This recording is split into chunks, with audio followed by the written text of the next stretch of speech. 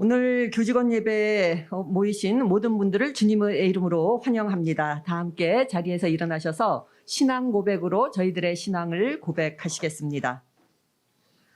나는 전능하신 아버지 하나님 천지의 창조주를 믿습니다. 나는 그의 유일하신 아들 우리 주 예수 그리스도를 믿습니다.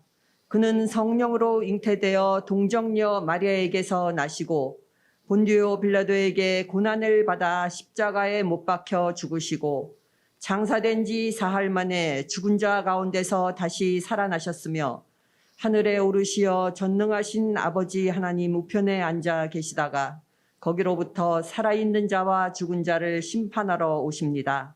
나는 성령을 믿으며 거룩한 공교회와 성도의 교제와 죄를 용서받는 것과 몸의 부활과 영생을 믿습니다. 아멘. 찬송 부르시겠습니다.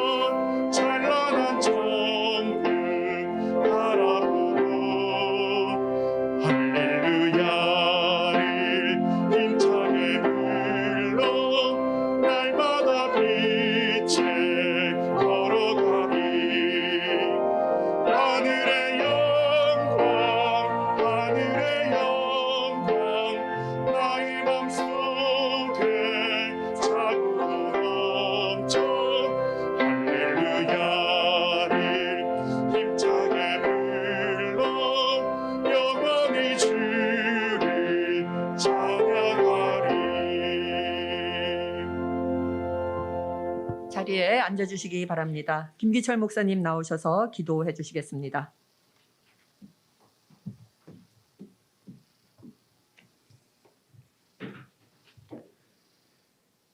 오늘도 저희에게 관심을 가지시고 늘 함께하여 주시는 아버지 하나님 감사를 드립니다. 하나님의 뜻이 오늘도 이곳에 이루어지게 하여 주옵소서. 당신의 뜻이 이루어지기에 우리의 믿음이 일조하기를 원합니다.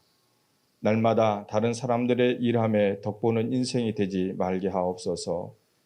우리에게 주어진 오늘이라고 하는 시간 속에서 내가 주도적으로 하나님의 뜻을 실천할 수 있게 하여 주옵소서. 불의가 있는 곳에 공의를, 다툼이 있는 곳에 평화를, 약한 자가 있는 곳에 도움과 사랑을 베푸는 저희들이 되게 하여 주옵소서.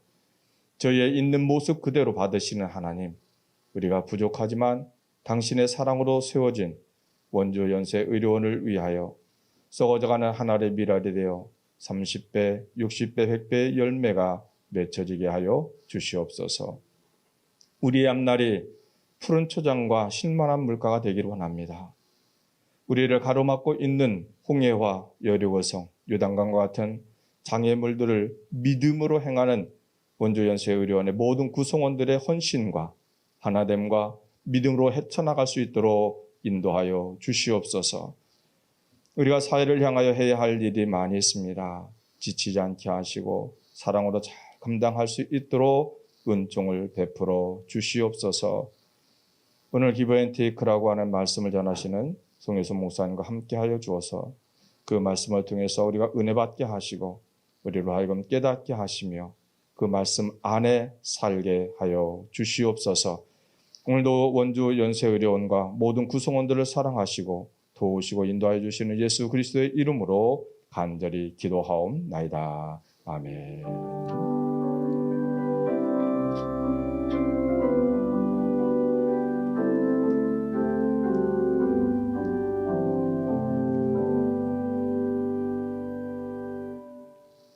오늘 봉독할 성경 말씀은 창세기 26장 17절에서 22절까지의 말씀이 되겠습니다. 이삭이 그곳을 떠나 그랄 골짜기에 장막을 치고 거기 거류하며 그 아버지 아브라함 때 팠던 우물들을 다시 팠으니 이는 아브라함이 죽은 후에 블레셋 사람이 그 우물들을 메웠습니다. 이삭이 그 우물들의 이름을 그의 아버지가 부르던 이름으로 불렀더라. 이삭의 종들이 골짜기를 파서 샘 근원을 얻었더니 그랄 목자들이 이삭의 목자와 다투어 이르되 이 물은 우리의 것이라 하매 이삭이 그 다툼으로 말미암아 그 우물 이름을 에색이라 하였으며 또 다른 우물을 팠더니 그들이 또 다툼으로 그 이름을 신나라 하였으며 이삭이 거기서 옮겨 다른 우물을 팠더니 그들이 다투지 아니하였으므로 그 이름을 르호봇이라 하여 이르되 이제는 여호와께서 우리를 위하여 넓게 하셨으니 이 땅에서 우리가 번성하리로다 하였더라. 아멘.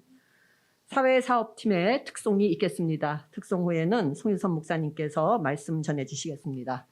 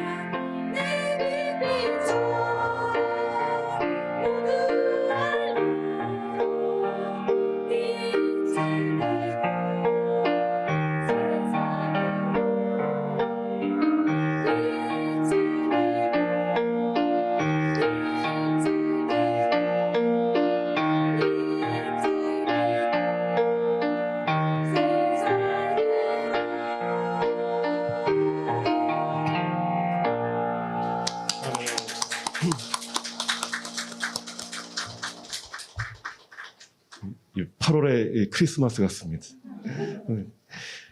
또 너무 감사합니다. 잠시 기도하고 말씀 나누겠습니다. 주님의 은혜에 감사합니다. 귀한 찬양으로 저희의 마음을 열어주심을 감사드립니다. 휴가철이 끝나고 건강한 모습으로 반가운 얼굴들 만나게 하시니 마음이 너무 좋습니다. 은혜 받고자 나온 교직원들 주님께서 예비하신 말씀 선포케 하시고 부족한 적은 가리워 주옵소서. 예수님의 이름으로 기도합니다. 아멘. 애덤 그랜트라는 학자의 기브 앤 테이크라는 책이 있습니다. 그 책에 따르면 인간은 세 가지 유형으로 구분이 됩니다. 첫째는 기버, 주는 사람입니다.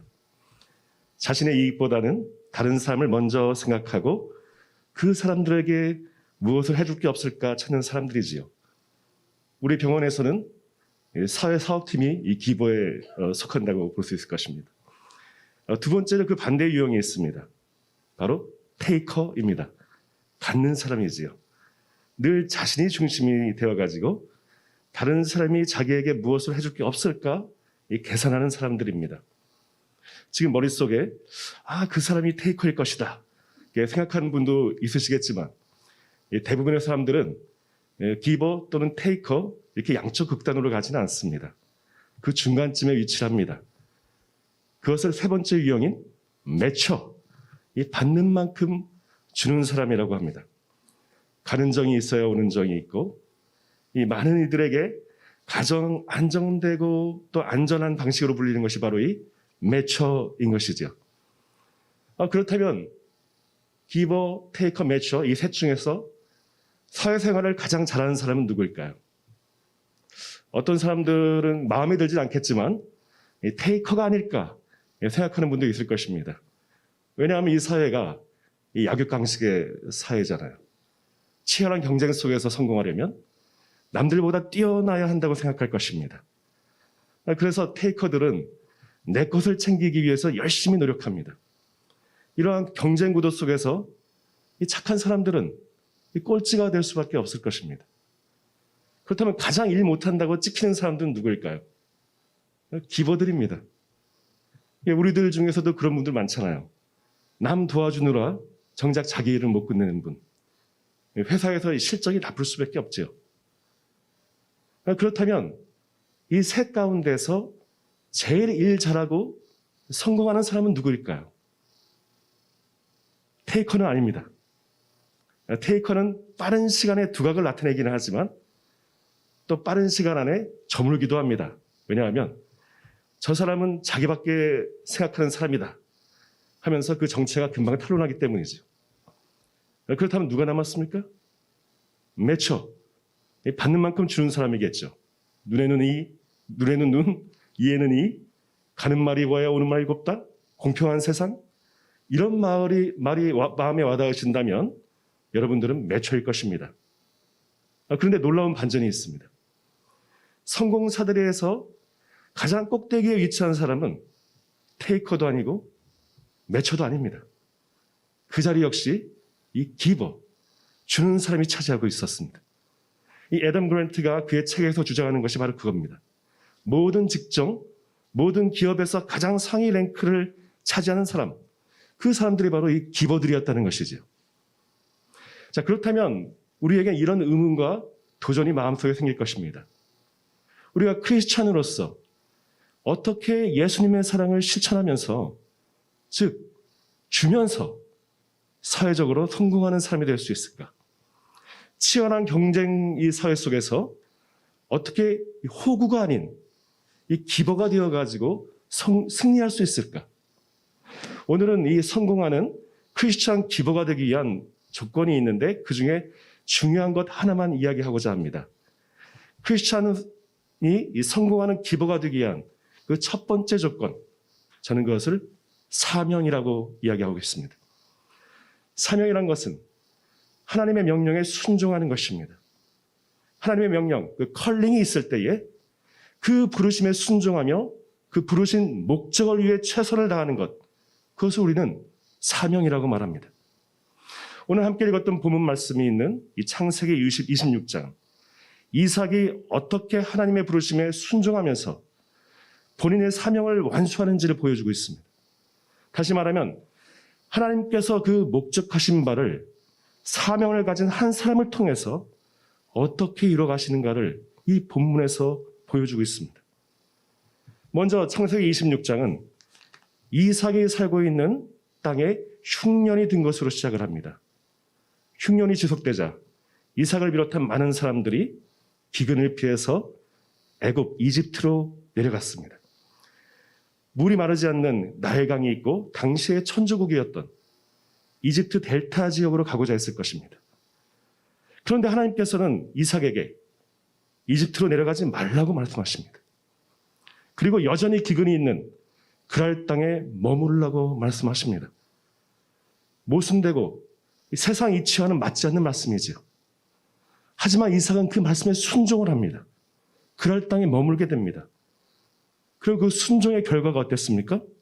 표면적으로는 12절과 13절에 나타납니다. 제가 읽어드리죠.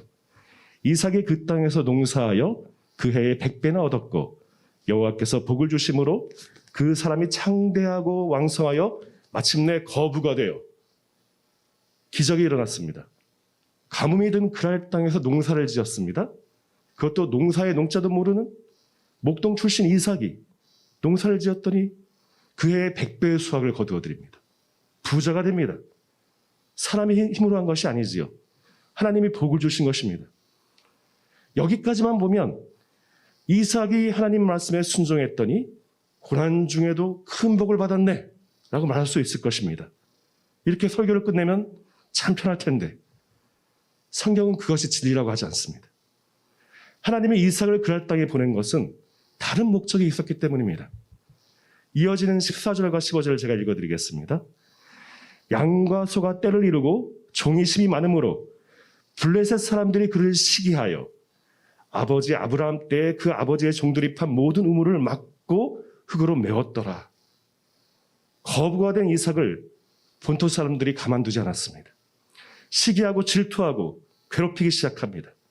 우물을 막고 흙으로 메워 물을 못 얻게 만들더니 결국엔 이삭을 도시 밖으로 쫓아내버립니다.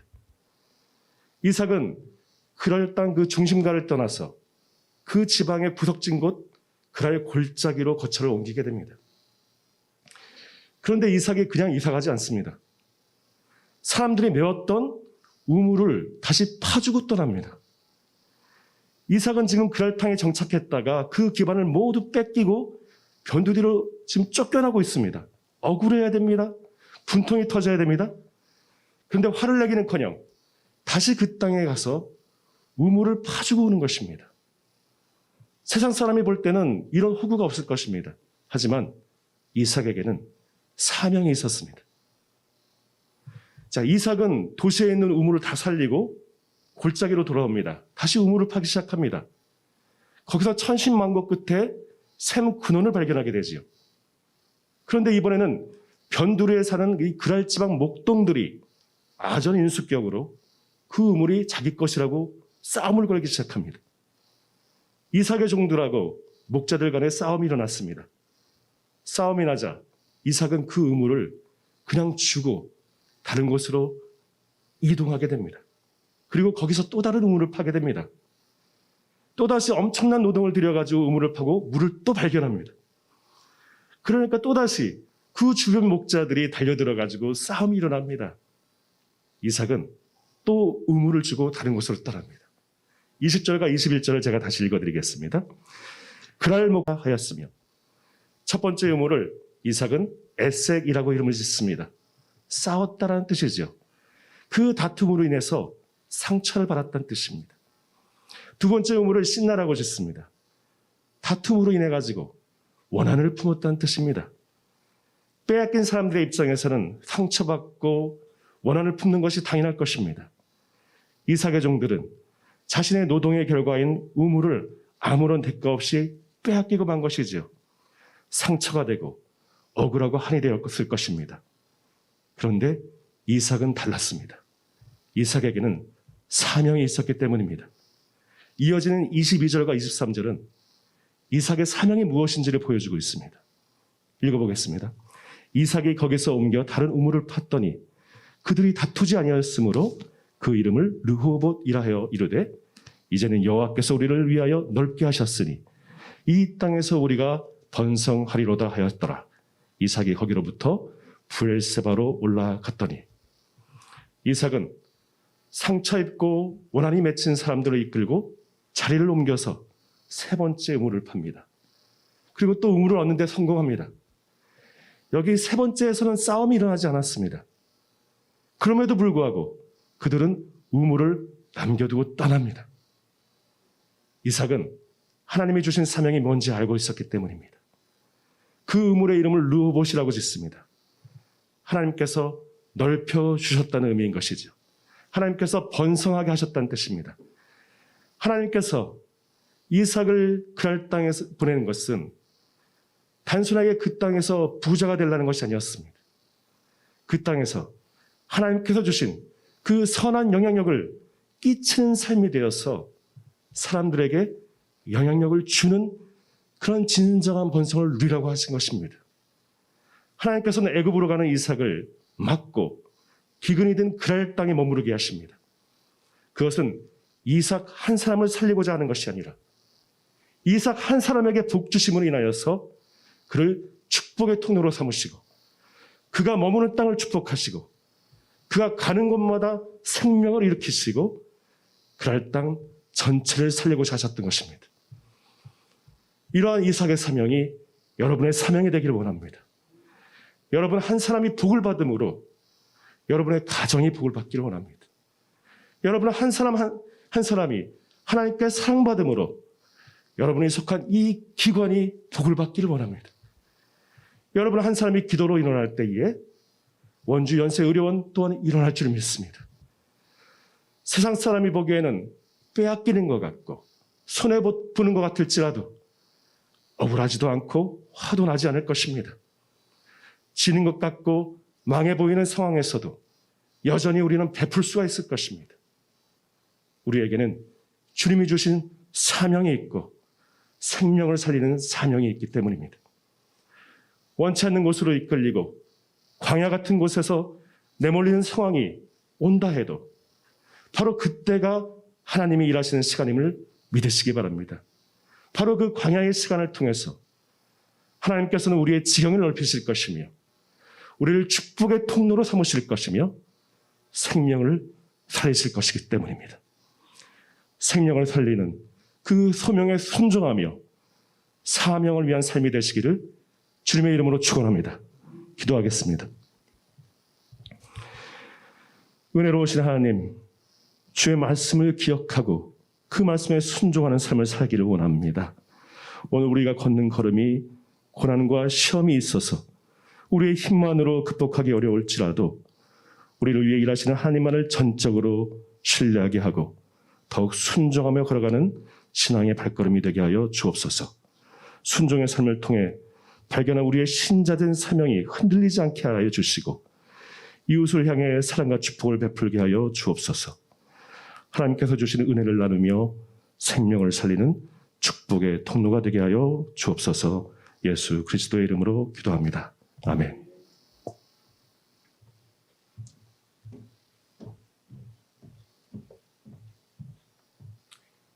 귀한 말씀 감사합니다. 알려드리는 소식 잠깐 전해드리겠습니다. 먼저 오늘 예배 시작 전에 의료원의 성장의 과정에 대한 그 동영상을 교직원 예배 시작 전 동영상으로 시청하셨습니다. 온라인으로 시청하시는 분들도 똑같이 보셨는데요. 이 동영상을 정성스럽게 제작해 주신 멀티미디어 팀에게 감사를 드립니다. 그리고 오늘 사회사업팀에서 떡을 준비해 주셨어요. 네, 노래로만 섬겨주신 것이 아니라 떡도 맛있는 떡도 준비해 주셨습니다. 안내 데스크에 준비되어 있으니 나가실 때 하나씩 가져가시면 되겠습니다. 오늘 그 사회사업팀 특송과 이 떡으로 섬겨주셔서 감사합니다. 모두 자리에서 일어나셔서 찬송 부르신 후 송유선 목사님의 축도로 예배를 마치겠습니다.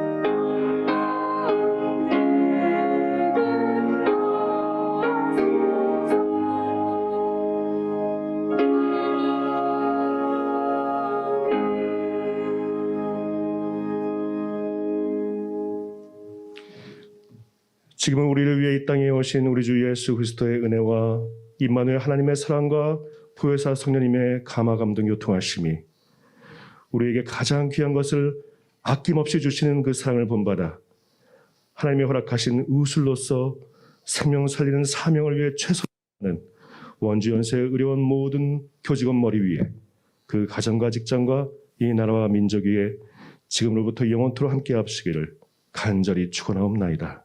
아멘.